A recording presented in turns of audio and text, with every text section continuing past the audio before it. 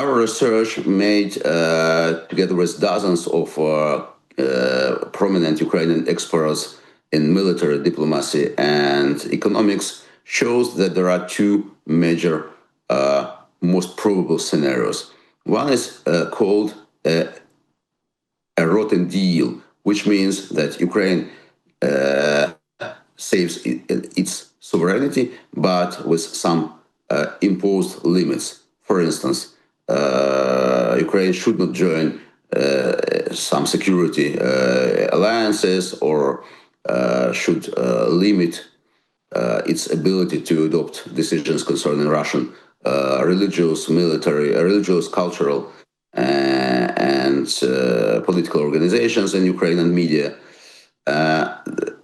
The strong rotten deal is not acceptable for Ukraine, so we are ready for we are ready for many things and very flexible, but not in terms of limitations of Ukrainian armed forces or Russian agents being back to Ukraine. But soft rotten deal is better. That means that ceasefire without specific agreements and recognition of territories to be Russian is in general acceptable as the first step to sustainable peace. Another scenario is called that bees defeat the beer, which means that even in the world without rules and alliances, Ukraine could overcome due to three major factors: Ukrainian innovations, coalition of the willing, and weakness of Russian economy, which is already collapsing. And what about Russia? If it starts to fall apart soon, is Europe or the United States afraid of a Russian collapse? Are there already any controlled breakup scenarios being discussed in Washington or Brussels? Russian empire collapsed twice in 20th century. In 1917, it was a chaotic collapse with a lot of risks to all neighbors. And in 1991, it was accurate, managed, controllable collapse, which maybe not collapse, to dissolution, which brought absolutely no risks, but brought denuclearization of huge territories and economic development of free nations. So it depends on the character of this dissolution. Would it be a chaotic like in 1917, or would it be managed and as in 1991? And today, unfortunately, many analysts in Brussels and Washington, D.C., in London and Berlin, they see just a chaotic scenario because they are so centered on Moscow. And scenario of controlled dissolution means that we should learn also Russian regions, national republics, Russian-speaking regions with strong local identity and strive for freedom and so on. So indeed, controllable dissolution means first primary rebalancing of power between Moscow and regions, which also could lead to a so-called refederalization scenario without dissolution. But to make Russia democratic, it is necessary to make it a federation, not an empire. Different scenarios are possible, and they are studied now.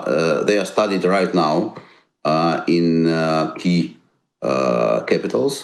I can say that we have already 4 resolutions of Parliamentary Assembly of Council of Europe, 2 resolutions of Parliamentary Assembly of OSCE, which insist that only decolonization, de-imperialization of Russia is a way to sustainable peace in Europe and to democratic development on territories of this huge country. Yes. And do you think Ukraine has a real chance to become the Israel of Eastern Europe? I would call it like that. A country that's tech-driven, fast, and, you know, it sets the tone in security and innovations? Any parallels like that are not so good because there are so different circumstances. But if I would accept rules of your game, I would say that Ukraine already is a kind of Israel because Ukraine is still a democracy fighting with a huge totalitarian state. Ukraine is already an innovative country, and Ukraine is a very strong and united society.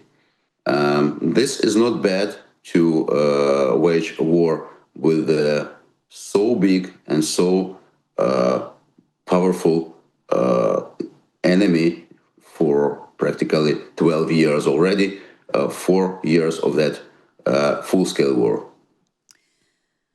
If NATO or the EU were to open a school of modern warfare, what three Ukrainian lessons would you include first? If there would be three lessons, that first lesson would be a non-military one. The first lesson should be that societies are important because the war is waged not by armies but by societies. If societies are strong enough, if societies are ready to fight and support their army, then victory is possible. This is the first lesson, and this is a lesson maybe not for NATO generals, but to NATO political leaders. Second lesson is that the era of Second World War and Cold War military approaches and strategies is over.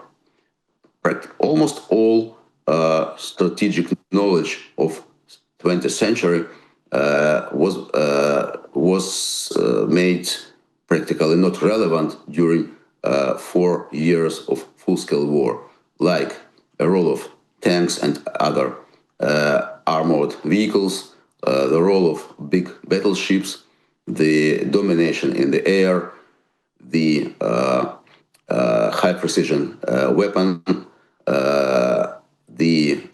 and even the idea, which was the basis of military strategies for a millennia, the idea of hidden consolidation of power before attack is no more relevant. And all these changes were brought just by 3-4 years of this full-scale war. So, as the phrase is, which is attributed to Churchill, is that generals already are preparing to the last war, and there will be never a war like a Second World War called wartime. And it is important to emphasize that many political leaders and military commanders in the West are still thinking that this kind of war is a war of poor countries. Russia and Ukraine are poor countries. That is why they use so many drones, they use so many electronic warfare and so on. And we in America and Europe, they think we have so powerful, high precision weaponry that we rich countries could wage war like Desert Storm operation. But this is a big mistake. The war again is total. The war again is highly industrial, and American operations against Iraq army is not a good example for modern warfare. Russian-Ukrainian war is not a war of poor countries. It's a war of two innovative, technological, industrial countries. And this is a new standard of warfare. And the third is that people shouldn't think that the war has to be very short, because the war, after several months of waging, launches a technological innovation cycle. And indeed, that means prolonging the war, because every party of the conflict would like to use what they have developed. War could be long, but it couldn't be permanent. All wars are finished. All wars will be over one day, but it is not possible to end the war having no political idea, no political vision, what is the desirable future.